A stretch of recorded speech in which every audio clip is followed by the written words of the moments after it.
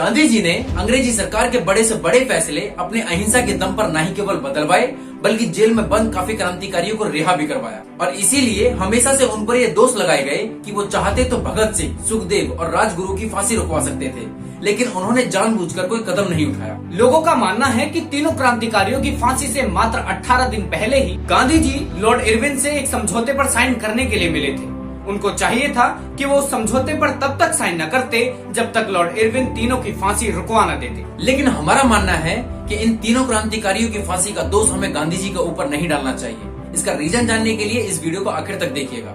अगर आपको ये वीडियो इन्फॉर्मेटिव लगे तो प्लीज इसे शेयर करें। हम हैं राइट ब्रदर्स और हम आपके लिए आगे भी ऐसी इन्फॉर्मेटिव वीडियोस लाते रहेंगे। हमारा साथ देने के लिए चैनल को सब्सक्राइब करें और बेल आइकन भी दबा दें।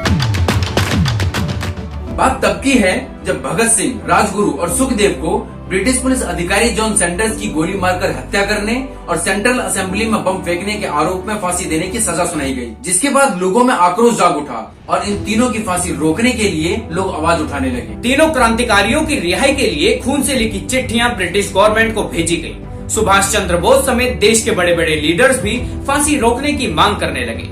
लोगों ने गांधी जी पर भी काफी दबाव बनाया कि वो 5 मार्च को गांधी इरविन पैक्ट पर साइन करने से पहले अंग्रेजों पर फांसी रोकने के लिए दबाव बनाए। लेकिन 5 मार्च 1931 को जब गांधी जी लॉर्ड इरविन से मिले तो उन्होंने भगत सिंह, सुखदेव और राजगुरु की फांसी रोकने पर ज्यादा जोर नहीं दिया और अपने तय समझौते के तहत साइन कर दिया। इस समझौते में लॉर्ड इरविन ने गांधी जी से सविनय अवज्ञा आंदोलन, जो कि सन 1930 में शुरू हुआ था, उसे रोकने के लिए कहा और जिसके बदले में गांधी जी ने नमक कानून और इस आंदोलन में गिरफ्तार हुए सभी क्रांतिकारियों को छोड़ने की मांग की। इस समझौते पर साइन करने के बाद लोग गांधी जी के खिलाफ नारेबाजी करने लगे और उनकी रैलियों में काले झंडे दिखाए जाने लगे। सभी लोगों का कहना था कि गांधी जी एक स्वार्थी इंसान है। उन्होंने भगत सिंह की बढ़ती लोकप्रियता के डर से उनकी फांसी नहीं रुकवाई। लेकिन हमें लगता है कि यहाँ पर दोष हमें गांधी जी को नहीं देना चाहिए, क्योंकि खुद भगत सिंह भी नहीं चाहते थे कि उनकी फांसी को रोका जाए। और ये बात खुद भगत सिंह ने अपनी फांसी से एक दिन पहले एक चिट्ठी में लिखी थी। उन्होंने लिखा था कि जीना मैं भी चाहता हूँ, लेकिन इस गुलामी के साथ नहीं, और अगर मेरी फांसी रोक दी गई तो देश में जो क्रांति की लहर उठी है वो खत्म हो जाएगी। मैं चाहता हूँ कि मुझे हंसते हंसते फांसी चढ़ता देख इस देश की हर माँ अपने बच्चे को भगत सिंह बनने की प्रेरणा दे।